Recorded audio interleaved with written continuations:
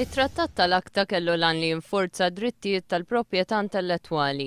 Kien intiż biex fost l-oħrajn jillimita l-użu tal-Internet fiħdan l-Unjoni Ewropea billi jkun aktar riebes fuq il-ksur tal-copyright. Meta l-erba' tieħed il-vot dwar it-Trattat fil-Parlament Ewropew, 478 membru parlamentari ivvutaw kontra u kienu biss 39 li vvutaw favur dan it-Trattat. 165 astjenew.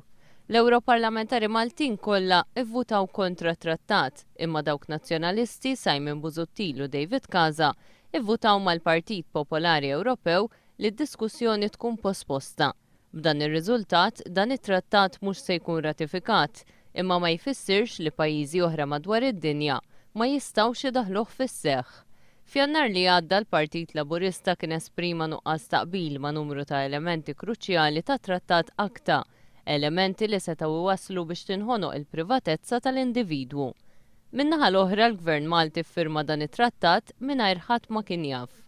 Kienu saru diversi protesti kontra l-akta, inkluż f'pajjiżna, fejn madwar 600 żagħżugħ u żagħżugħa semmaw leħinhom kontra dan it-trattat li kien deskritt bħala ksur tal-libertà tal-espressjoni għaskapitu ta' ftit persuni b'interessi finanzjarji kbar. Fi frar li għadda kienet ukoll ippreżentata petizzjoni kontra l-akta fil-Parlament Ewropew iffirmata minn 2,5 miljun persuna minn madwar id-dinja.